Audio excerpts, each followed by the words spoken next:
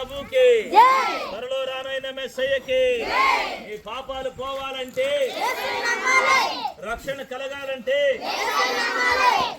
శాంతి కావాలంటే, పరలోకం చేరాలి అంటే, నరకాన్ని తప్పించుకోవాలంటే, బలో యేసు మహారాజుకే, రాజుల రాజుకే, పరిశుద్ధుడైన దేవునికే, సృష్టికర్త అయిన దేవునికే, నీతిపరుడైన దేవునికే, బలో యేసు మహారాజుకే.